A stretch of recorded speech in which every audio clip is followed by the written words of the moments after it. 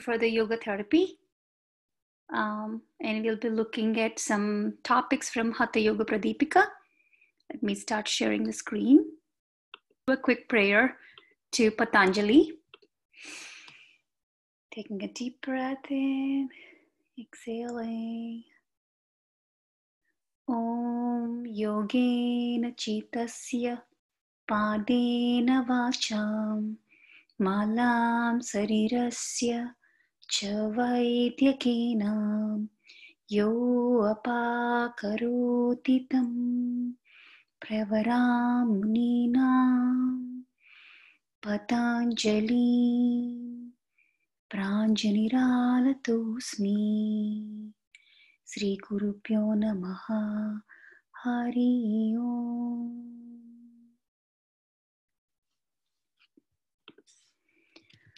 Okay, so today we'll be learning more on the yoga therapy and the fundamental principles. And just to recap on what we learned, basically, what is asana? Who can tell me what's asana? What comes to your mind when we talk about asana? Perfect, yes.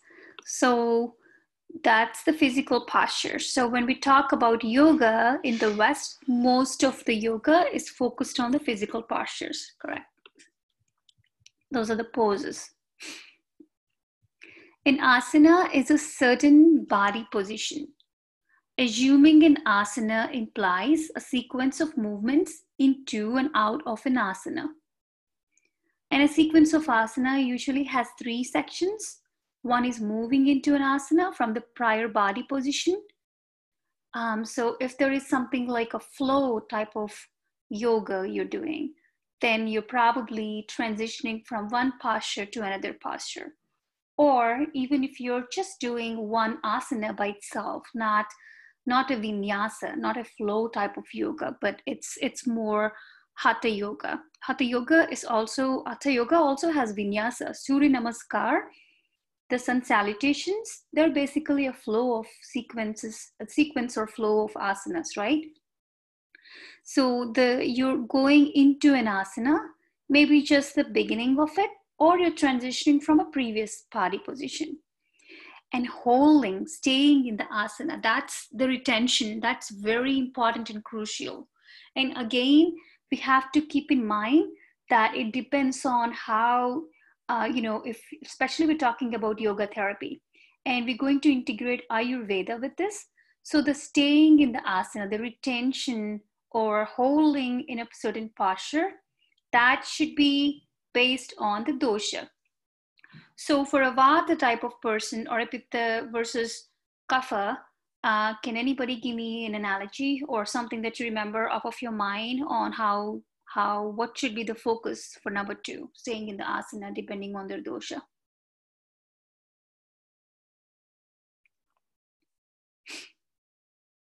Does that question make any sense? So I'm basically saying for a Vata person, yes, perfect. Correct. So Vata should focus on moving slowly. So they should be focusing on staying in the asana for a longer time.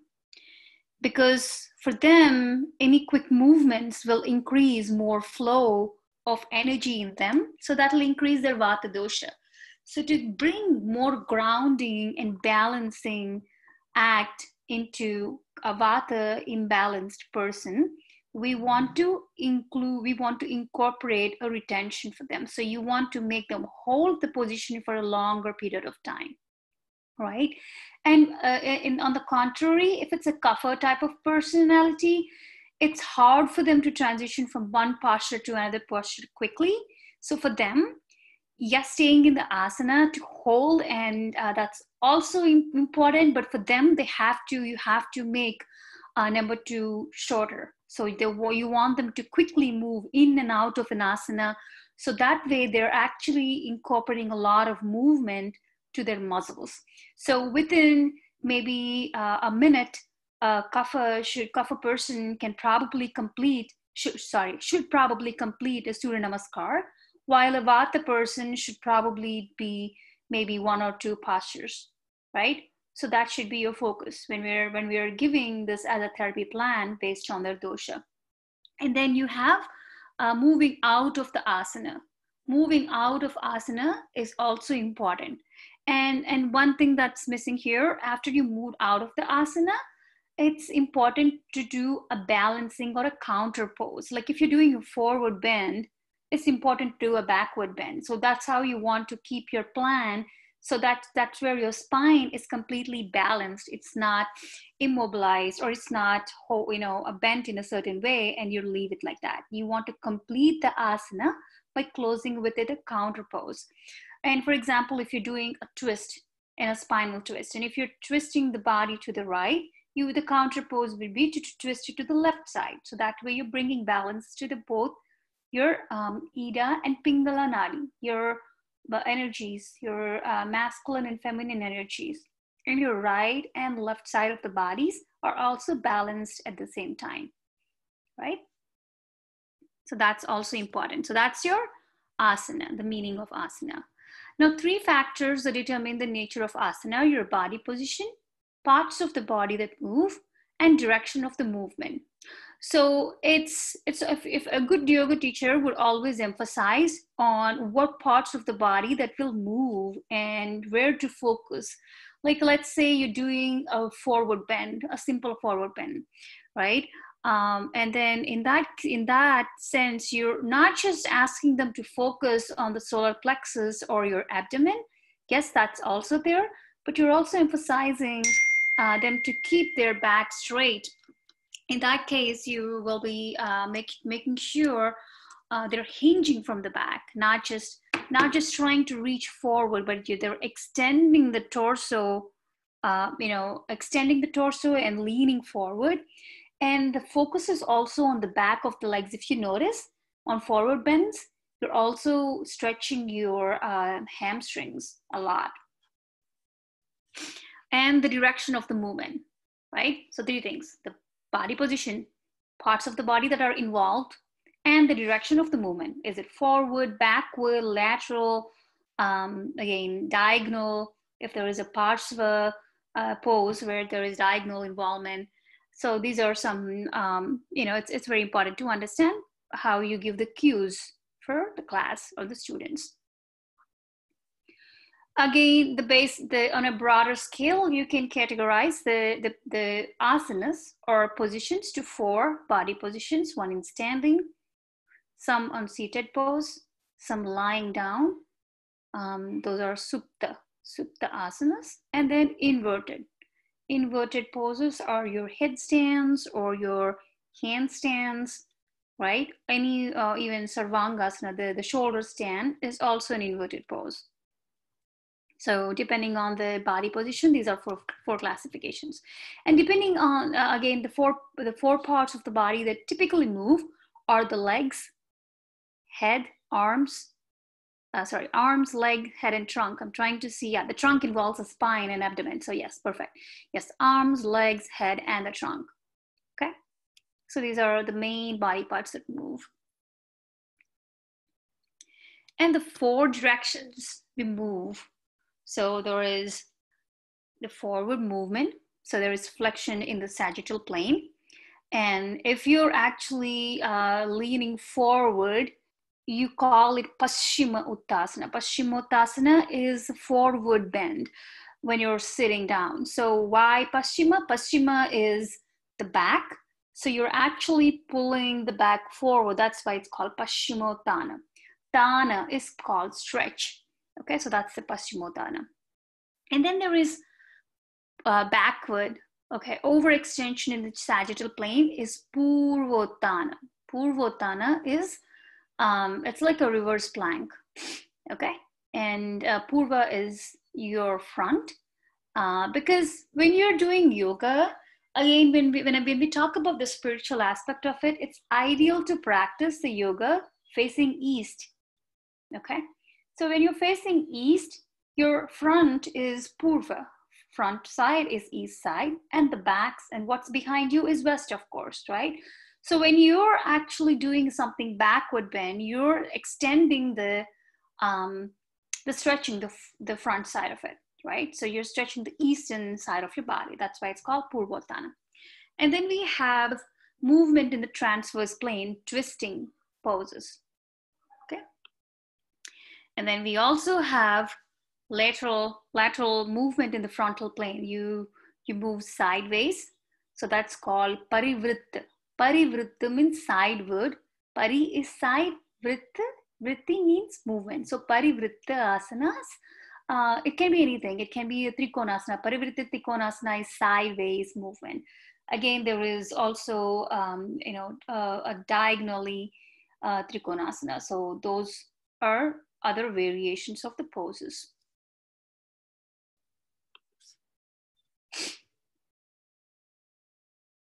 Okay.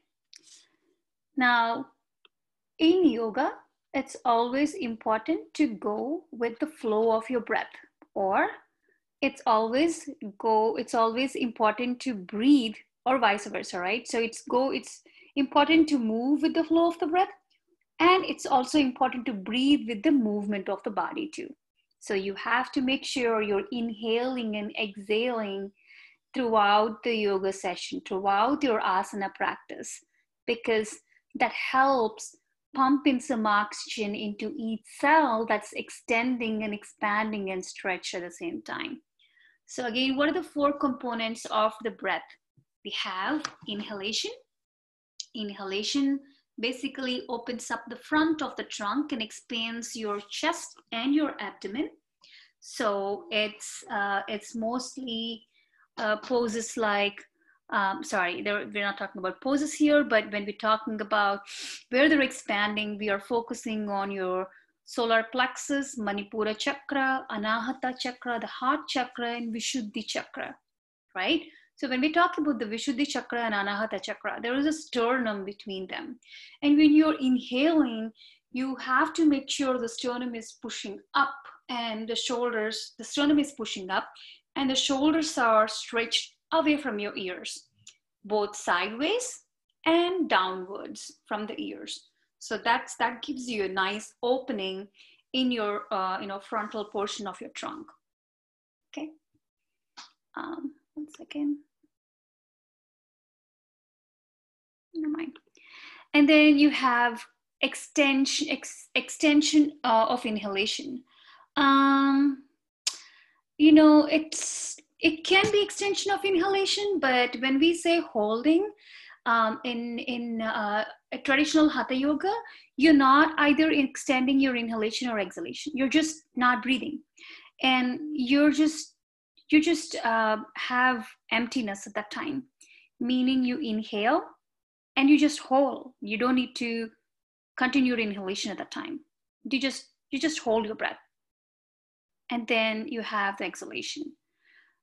Both inhalation, exhalation should be done consciously. When you're putting your conscious effort to inhale, you can see that you're able to take in more oxygen.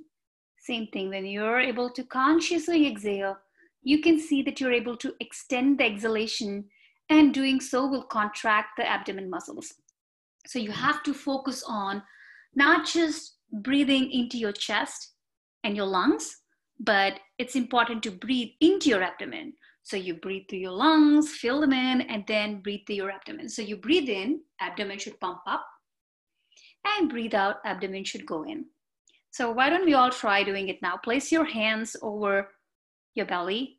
See, naturally, when we are asked to inhale, we tend to expand your chest and exhale. If you're a yoga practitioner, you wouldn't do that, but for every beginner, you try to inhale with the chest. Your inflation and exhalation and deflation happens in the chest area. But naturally, like natural poses, like your sleeping pose, when you're sleeping, you can definitely notice that you're breathing through your abdomen. When you're noticing, if you have kids at home and if you see them sleep, you see their abdomen goes up and down, and even for an adult, right? Why? Because you can, they're naturally breathing at that time. The same thing, when you breathe naturally, you can inhale and exhale with the abdomen. So when you are consciously breathing and exhaling, you want to make sure you want to use your abdominal breathing. Let's all place your palms stacked. Place your right hand over your umbilicus, right palm, and then on top of it, place your left. Sit nice and tall wherever you're sitting, hopefully on a chair. Inhale and see if your abdomen rises up or if it's your chest. And it's totally okay to see if your chest, because when you're doing it consciously, we're all somehow trained that we try to expand your chest. That's okay. But with more practice, you want to make sure when you're inhaling, abdomen rises up, your palms lift up, and when you exhale, palms are pushed back into your belly. Okay, so that's the exhalation part.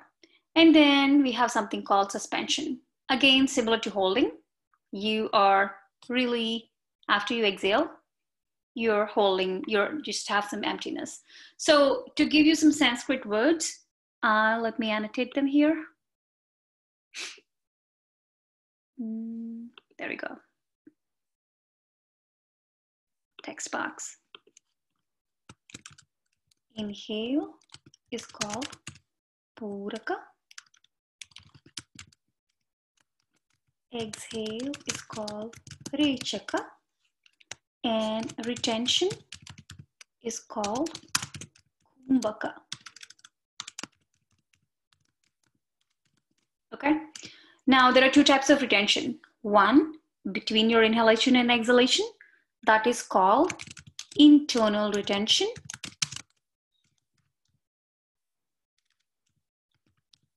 Or Antara Kumbhaka. I will save this so this can be posted on the Google Drive. But if you're able to take a note of these, that's good too. Okay. And then we have external retention called Bahya Kumbhaka. Okay. So your internal retention is between your inhalation and exhalation. And external retention is between your exhalation and then the next cycle of inhalation. So between two cycles, if you're holding your breath, that's your Bahya Kumbhaka. And if you're holding your breath in between your inhalation, expand your belly, hold your breath, and then you exhale. That's your internal retention. And you can actually practice both in the same asana too. And or you can just do one, one at a time. And there is typically the inhalation and retention are held for a longer time. Your retention and your exhalation are held for a longer time, but you can make it 1:1:1 ratio too. So 1:, let me put some ratios here so you can use that in your pranayama practice. 1:1:1. Oops. Let me pull it up. Okay. Or it's 1:2:2, or it's 1:2:4, or if you're able to hold it longer, it can be this. Okay, so these are some standard classical text practices. Let me save this before I clear it out. Clear the drawings and close. Good. So that was the breath part. Now, 4 rules of combining your breathing with the movements. Inhalation, you do movements that open the front of the trunk. Exhalation, you do movements that compress the front of the trunk. Holding, you stay in the position. Suspension is okay to do movements that compress the front of the trunk. So when you're typically in, like, let's say you're doing a vinyasa, and in vinyasa, you have backward bend. In the backward bend, you are inhaling and you're stretching your front. So that's where you inhale. And when you're folding forward, you do something called exhalation. So when you're standing up, so when you're bending backwards, again, inhalation, folding forward, exhalation. So this is pretty much standard. So anything you do, this, if you have If you know these two, very, you can incorporate the breathing very easily, even without listening to the cues from the instructor. And when you're holding in a pose, you can retain, but it's also important to breathe. At least in sun salutation or Surya Namaskar, the only time you retain your breath is in the plank pose, Dandasana. And nowhere else you're retaining your pose. You're constantly inhaling and exhaling. But in plank pose, if you must retain, but there are some practice teachers, instructors who ask you to keep breathing through your plank to hold it for a longer time. But if you must retain, at least in Surya Namaskar, that's the only place you can retain. Okay. But when you, again, when you want to, there is one more tip to hold a pose for a longer time, is to practice Ujjayi breath. I think you may have covered in your pranayama class. Let me put that here. It's called the victorious breath. Ujjayi, let me text it, Ujjayi. Okay, where you're actually breathing through your thorax. You're breathing through your, from your throat. Yeah, suspension is where after you exhale, it's okay to move compressing your trunk. So basically forward folds. Now let's learn what the benefits are for an asana. Asana provides you strength. It provides you with flexibility, alignment of your spine, helps correct the gait of a person, healthy function of body systems. And also, of course, we all know that doing asana practice will, along with some breathing exercises, or just incorporating the breath with the movement of your flow of the eye into and out of each asana, will also help your mental balance and your mental wellness. Strength. Repeating contractions of muscles with added force increases strength over time. Yoga asanas are very, very good, not just for improving your flexibility, but strength. And in lots of, and again, the strength comes from practicing it over time with some, contraction of muscles and applying some force. Here are some examples. Urdhva Mukha Svanasana. Urdhva Mukha Svanasana is similar to, I think it's called the cobra pose. Well, it's not really the cobra pose per se, because cobra pose is called Bhujangasana. And there are some dissimilarities between Bhujangasana and Urdhva Mukha Svanasana. Urdhva Mukha Svanasana is called, it's translated to upward facing dog. In Western yoga practices, they call this upward facing dog, where you're lifting your pelvis away from the floor and your feet are separated. And you just extend your sternum up and you extend your neck out. A similar pose to this, let me see if there is Bhujangasana, maybe not. Okay, a similar pose to this is Bhujangasana in Hatha Yoga. Bhujangasana, in Bhujangasana, you are actually pushing the pelvis into the pubic bone is actually touching the floor, and everything else is lifted up. And your chest, your shoulders are much more open.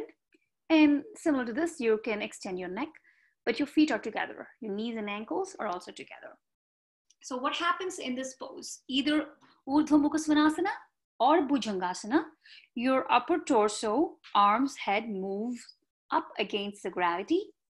And here, if you see, this is a beautiful pose because you're almost up away from your, maybe half of your quads are on the floor, but half of them are lifted from the floor.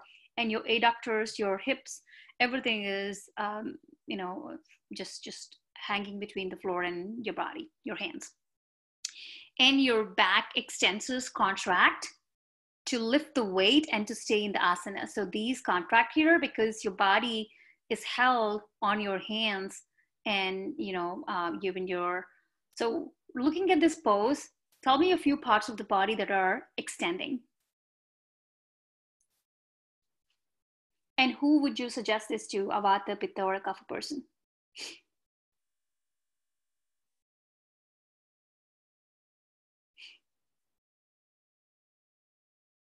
Okay, Kitty, why Vata? Yes, neck is. Perfect. What is contracted? What parts of, yeah, it is grounding for Vata. What is contracted? So we learn what is stretch, what muscles or what parts of the body are contracting. Very good. Yep. So lower back, basically the sacrum and the coccyx. Anything else? The gluteal area. Yeah. So that's how you look at any posture, okay? So what's flexing and what's extending? And this is also very good for kapha, if you see, because anything that we are stretching forward is also the front of the body, and it's also good for kapha because you're holding this with lifting your entire body, almost entire torso up. And then we have the chair pose called Utkatanasana. So this is where you move into and staying into an asana.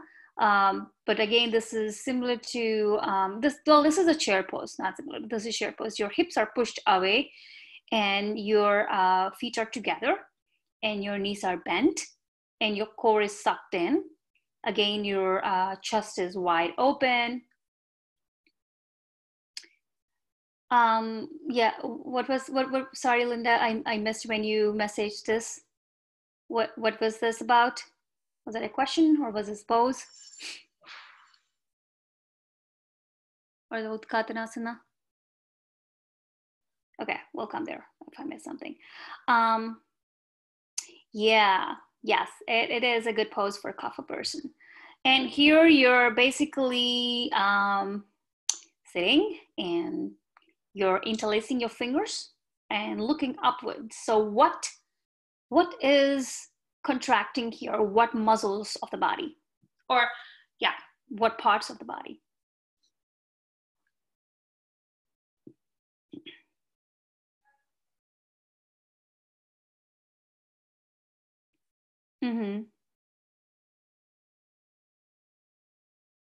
Thighs are, shoulders are, yes. Shoulders are because their arms are coming up. Yes, belly is contracted. Good. What is extended?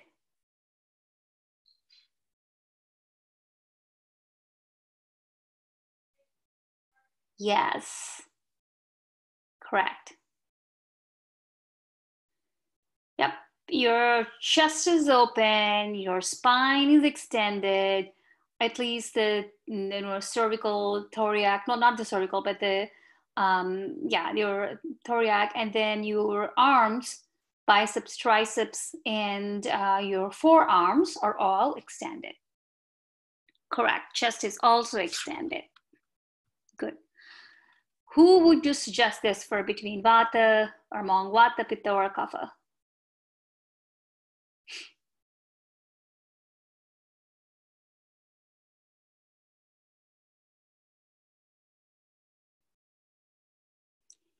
Can this be good for lymph drainage?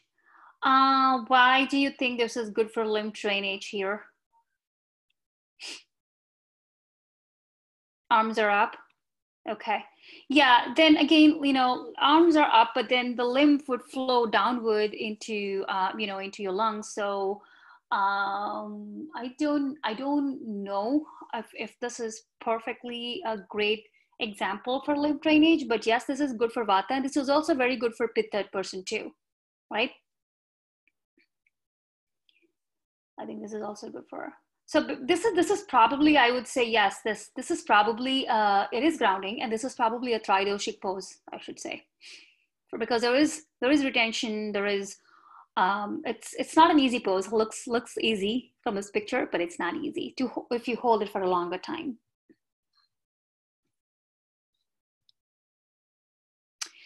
Okay, then we have no, for a Pitta person, this won't be too heating. If there are, for a Pitta person, a vinyasa, would be too heating. Why do you think this is heating? Because they have their head up, and if they're breathing, that becomes heating. I'm just curious why, Kitty. Okay. I would leave this to Monica G. What do you think? If you have thoughts, I don't think this is very heating for Pitta. I think this is okay for a Pitta person too. But I'll let you comment. That's a good question though, Kitty.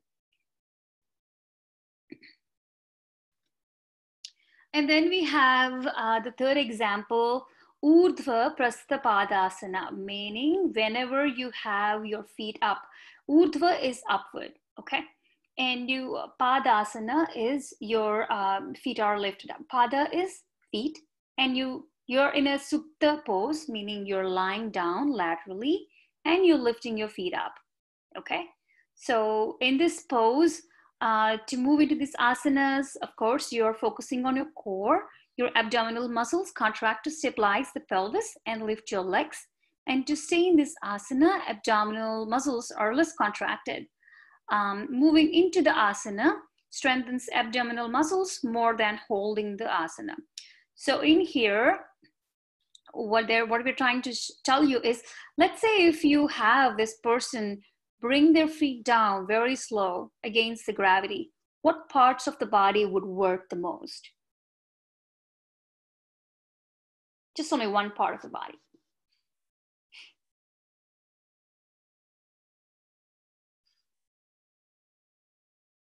Or vice versa. Yes, yes, abdomen, yes. And hips too, correct. Both the hips and abdomen. And same thing, if they're bringing the feet up, again, they're working on their abdominal muscles more because they're actually working against the gravity. And it gets difficult as they're coming closer to the floor.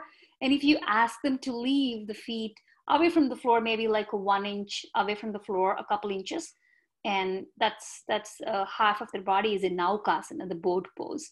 And that's really very predominant strength. The focus will be more on contracting the lower abdominal muscles. So the core, anything to build core should be done by lifting your legs up and down. So when their feet are up, nothing is really happening here. They're less contracted, okay? That's maybe their hips are stretched and their back of the thighs and calf muscles are extended, but very less. But when they're moving into and out of the asana, their core muscles or abdominal muscles are more engaged. Flexibility. Asanas that go with and go against the gravity help to stretch muscles and continue the tissues, connective tissues. So we have something called the fascia. The fascia is a netted, it's like a net between the bones and the muscle that holds, that wraps and helps the flexibility and stretching, right? So when you're working against the gravity, well, even if it's not just against the gravity, when you're pulling your extremities, like your arms stretched out, your legs are stretched out, even if you're not working against the gravity, still you are improving the strength and flexibility, right? And then you have Uttanasana. This is also called Padottasana because you're bringing your hands forward towards your feet. Here, what's working is your hamstrings and back because these are stretched, increasing your hips flexibility. Again, you're moving forward against gravity and moving downwards, going with the gravity. Okay, so first you have to ask them to extend forward and then go down. Okay.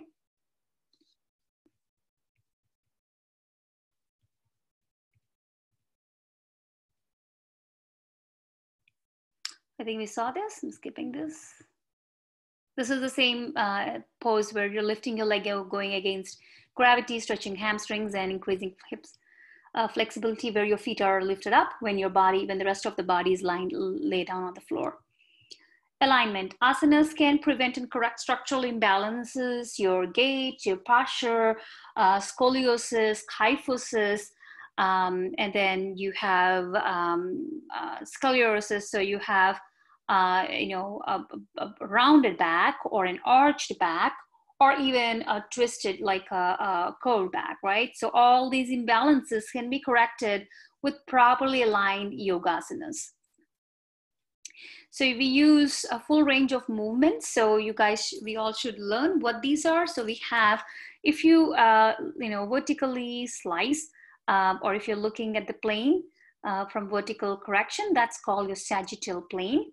And then if they are horizontally sliced, well, maybe that's not a good example, but then this is called the coronal plane. And then the transverse plane is like, this is pretty much horizontal, okay? So there are asanas for every plane of movements. Asanas can correct the misalignments of the body working along with any plane. So whenever we make the asanas, we make a person move, you can make them move into any plane or any direction of any plane. So you want to work each side of the body separately. Many asanas work separately with two sides, with the two side of the midline of the body. So that's asymmetrical. Many symmetrical asanas can be modified into asymmetrical to address all those misalignment issues, right? So if you know where the correction needs to be done, then you can ask them to focus on the side where there is more tightness, and making it more asymmetric. Effects of arm movements. So effects of raising arms. It decreases the upper back curvature and increases the lower back curvature, okay? So how can you correct? So these are some good examples. If there is a curvature in the back, okay? So to decrease the upper back curvature, let's say if somebody has a kyphosis and somebody has, I've seen people having back with both kyphosis and lordosis as well. So lordosis is a concave back, kyphosis is a convex back. And I had it for a while and I corrected it myself. You know, there is something called roller, foam rollers we get, and you just have to massage, lie down on your back and do some exercises. Because I had both, very mild, but my teachers found it and he actually palpated it and I could feel it. So it's not perfectly straight line, but I had it for a while.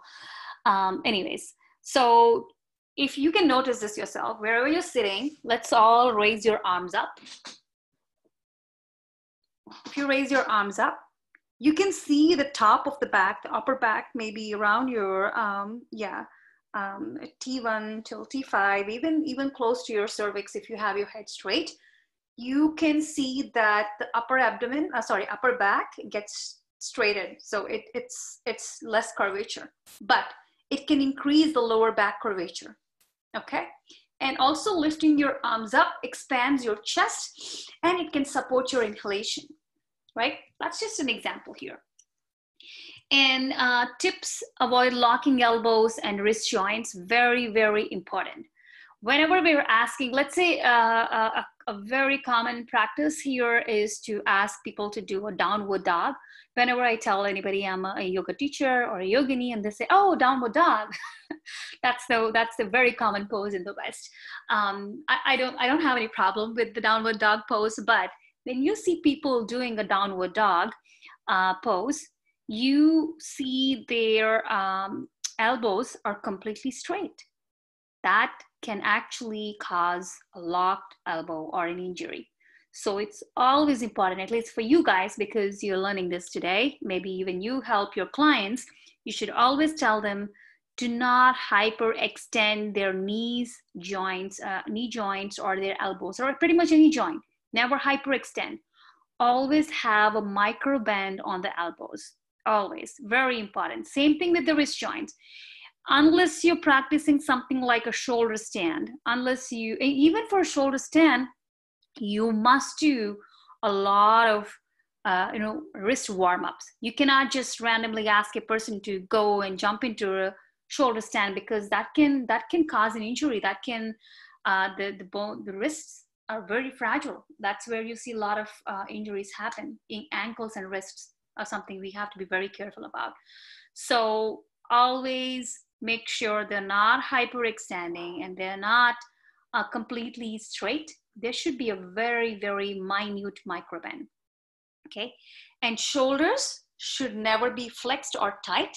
They should always be relaxed and away from your ears. Okay, let's all try to correct our sitting posture while we're doing this. So everybody sit down on your Muladhara. Actually, if you have fleshy glutes, you can pull them up. So you're not sitting on the flesh, or you're not sitting on the tailbone. So you correct that first. And suck your tummy in. Relax your thighs and relax your knees, and place your feet on the floor. Suck your belly in. When I ask you to suck your belly in, I'm not asking you to do a breathe, inhale and hold it. I'm just asking you to contract the muscles there, but keep the breath going. And rise up, meaning you extend the spine up, open your chest, open up the shoulder blades. Sorry, not the shoulder blades, your shoulder bones. And extend the neck up and chin slightly lifted up. And then you can adjust your chin to be parallel to the floor, not up, no low. And relax your face muscles. You can now palpate your back, if you can, the spine, and see how straight it is. And this is not a normal posture when you're, typically most of us, when we're working on a desk or when we're listening to something online or sitting and working online, this is not our posture, right? We always tend to bring the shoulders together, forward, and we are typing or working on the computer. So that's something we all have to do it. That's not a tip, that's a must. Yeah, that's a tip, but that's a fact that we all neglect. And that's where we all build all type of back problems and back issues. What are the effects of leg movements? Straightening legs increases the lower back curvature. And you can notice that if you're standing up, or even if you're sitting, if you extend your legs up away from the floor on the chair, you can see how it is stretched on the lower back. Your everything around your sacral joints is now open. Okay, raising the straightened leg in supine position where you're lying down on the floor greatly increases the lower back curvature. The intensity of stress decreases as the legs raise further and the lower back is stretched at the end. Okay, so when you start lifting the legs from the floor, when you're lying down in supine pose, and you notice your lower back starts to arch. But as you lift the feet up towards the ceiling, the back tends to get straighter, and as the lower back tends to, come down more towards the floor. And that's pretty commonly observed, and we all notice that too. Now, bending knees in supine position decrease the lower back curvature and relaxes the lower abdomen. So that's anybody has a stiff back, or if they have a lower back issue, you should not ask them to quickly move their legs up and down, but instead ask them to bend their knees and then go up. So that's when they're not hurting or they're not arching the back too much. Okay, spreading the legs increases the lower back curvature. Either you're in the supine pose or you're sitting up straight. When you spread your legs out wide, you are actually, because the hips are also opening up wider, and then what's connected to the hips is your lower back. So that's actually curved again. So that's something you want to be careful about if somebody has a lower back issue. Maximizing the benefits for twists. Key observations: the intensity of the twist increases away from a fixed point, and leaning to the twisted side decreases the twisting side decreases the intensity. So again, this is a very common way to correct yourself or observe, right? How is the how a certain twist from for one person feels different from or even when you're twisting yourself, when you're moving to a pose on the right side, let's say you're doing Vakrasana or lots of sideward twists, you can notice that one side may be easier than the other side, right? So you can also notice that when you're turning towards one side, the other side back is either stretching or contracting. So these are good observations. Again, supine twist, when you're lying down on the back and then doing it, the shoulders are fixed and the intensity decreases downwards. Ground the shoulder opposite of the twist intensify to intensify. So this is very important. So look at this girl here. She is having her knees bent to her left and she's turning her body towards the right side, meaning the lower body is facing her left and everything upper body from the torso is towards her right. But when she's doing this, there is a huge tendency, I mean, we all can do this after the class and you can notice this yourself. When her head is turned to this side, this seems to be very simple and we all do this, right? And I mean, this is a very common, at least a warm up, everybody suggests. So Markatasana. So now when she's turning to the right side, her left shoulder tends to rise up, making the twist on the torso easier. But if you're a therapist, a yoga therapist, if you push her hand down, the right shoulder down, then her twist on the hips can also intensify and she can actually feel the twist. And maybe she cannot bend her knees all the way down. Maybe she needs to rise them up. This seems to be possibly very easy pose for a lot of us, but when done correctly, you can notice that, you know, there is a lot of corrections or a lot of alignments one can help in fixing this pose.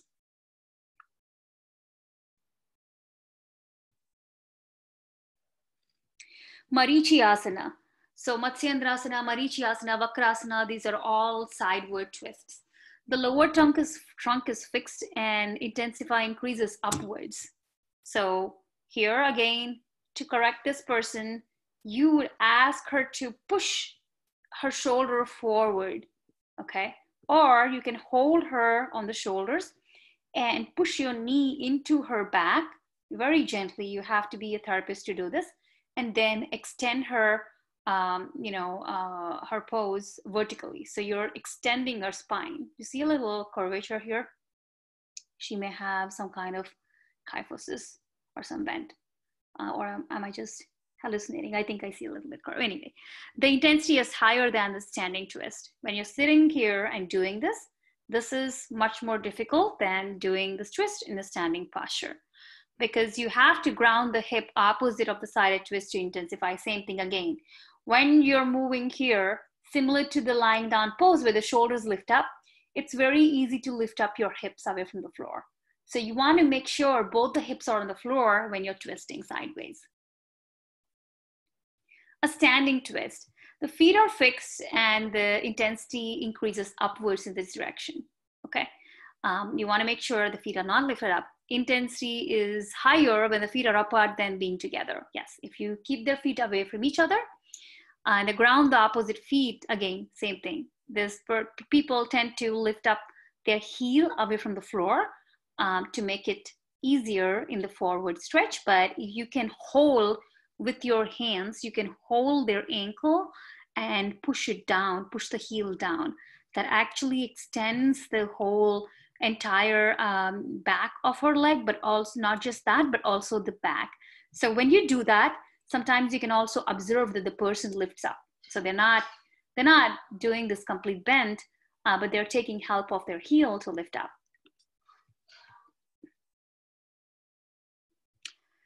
Again, some breathing exercises so how can we incorporate moving combined with breathing influences the state of spine, function of the system, and the state of mind, of course.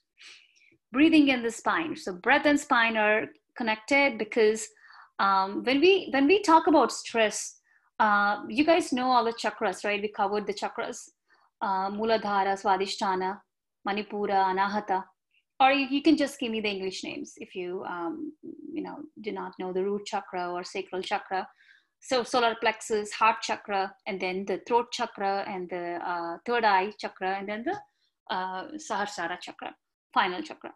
So where do you think most of the back problems or your emotions sort of deep-seated? Which chakra is it? It's somewhere on the back. Oh, all of these on the back, but anybody?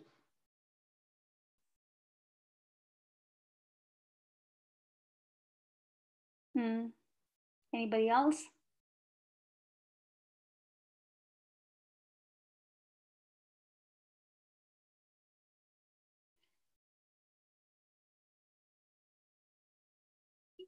Yeah, it's actually Svadhisthana chakra, the sacral chakra, so very close to root chakra. It can be starts from the root chakra, but a lot of lower back issues come from deeply unresolved emotions.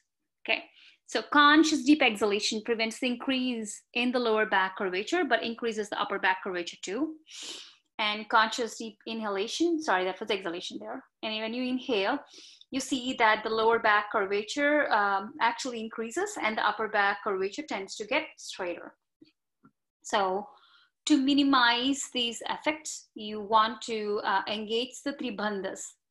Tribandhas are locks, three locks. There is Moola Bandh, Udyana Bandh, and Jalandhar Bandh.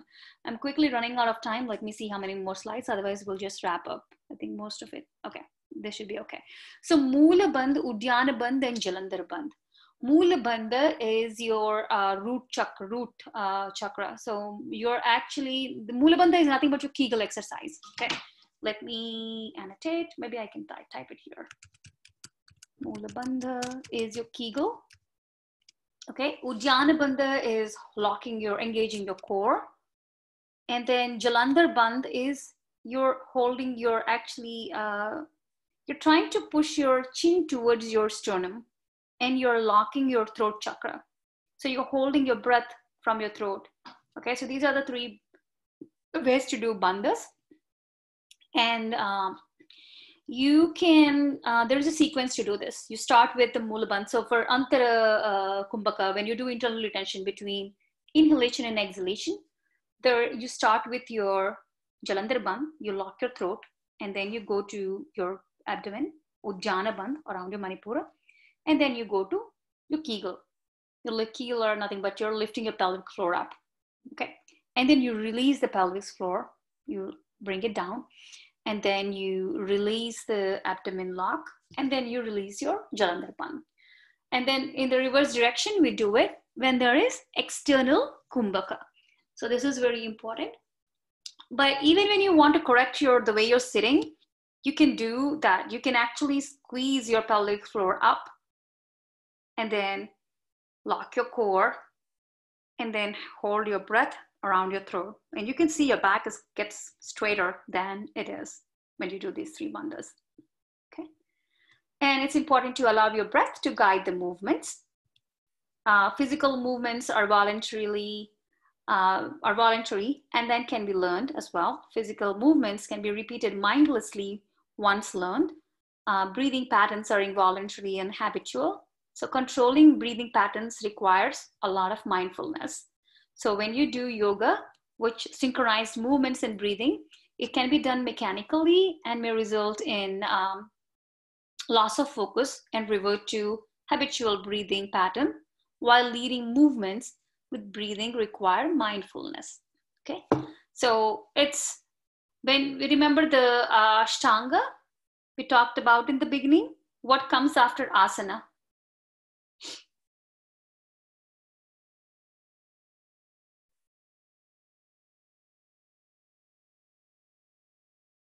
Or anything else that is after asana we have? Yes, very good, thanks Griffin. It's pranayama. What's after pranayama?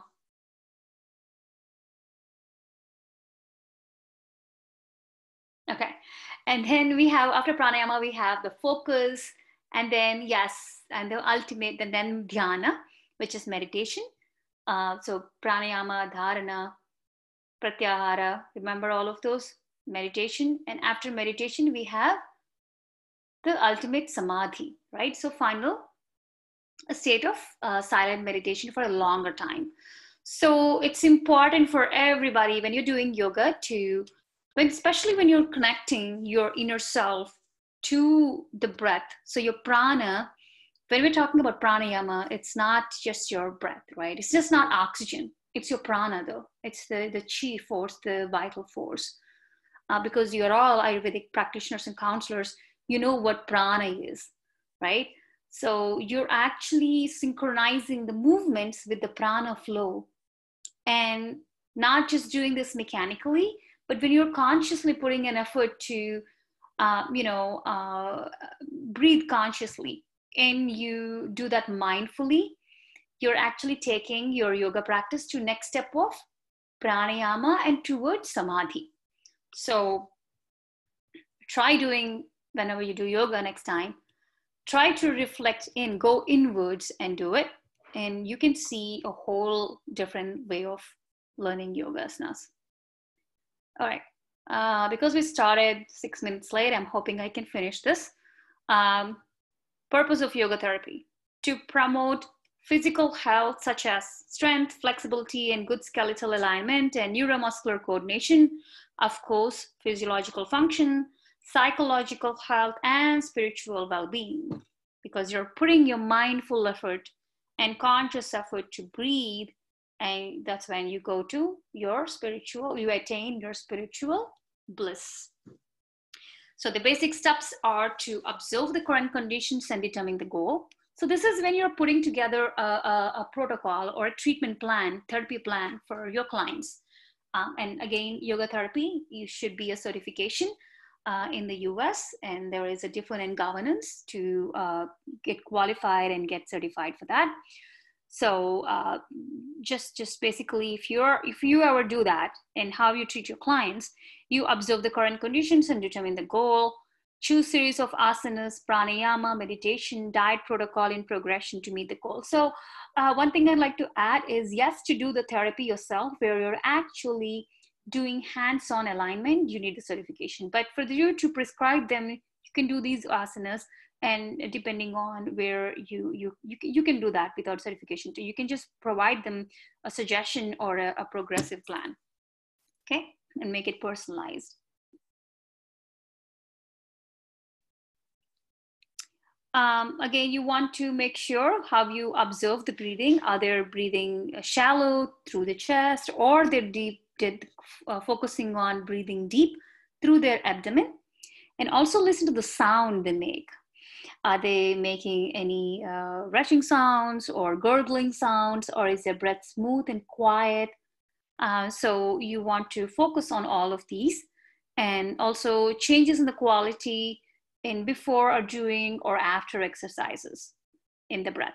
So you want to focus on how their breath is and how the quality of the breath increase. Maybe if they did a good yoga practice, their breathing will become calmer and longer and deeper and softer after the practice.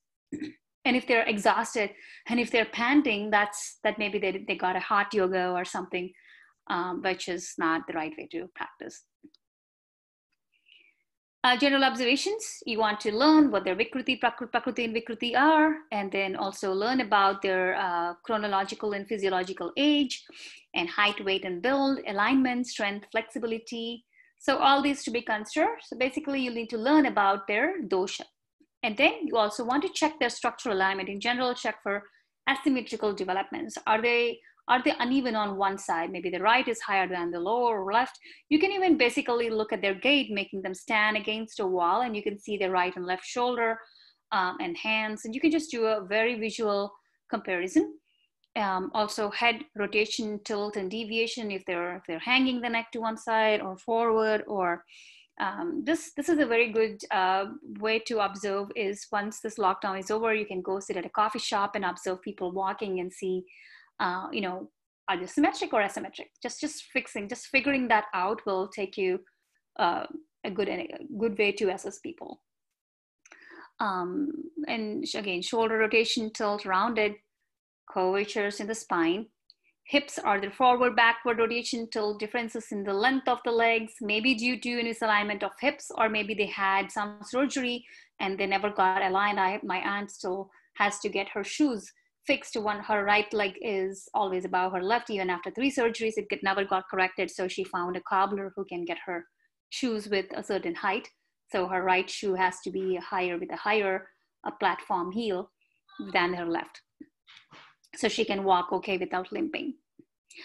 Check if their knees are hyperextended or lateral deviations. They have just verifying if they have locked knees or bow legs. Ankles again, are they rolling inward or outward, or are they swollen?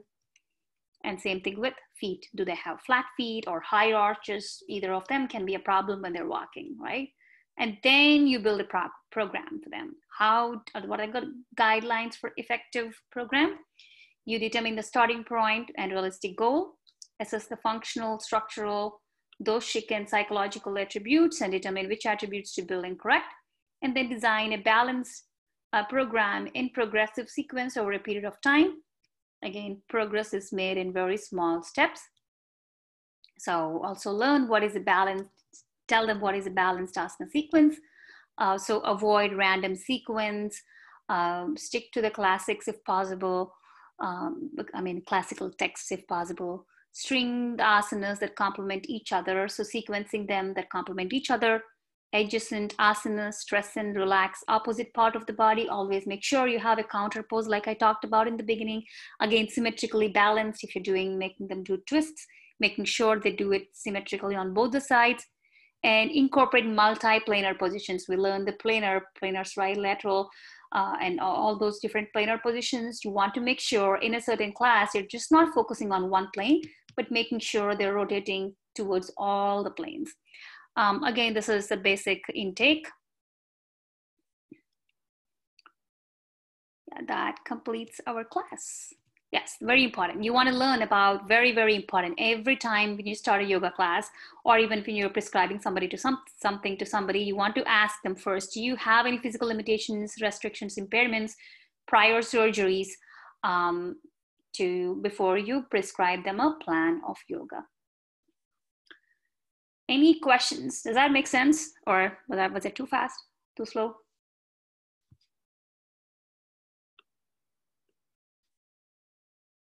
That was this last slide. Well, thank you.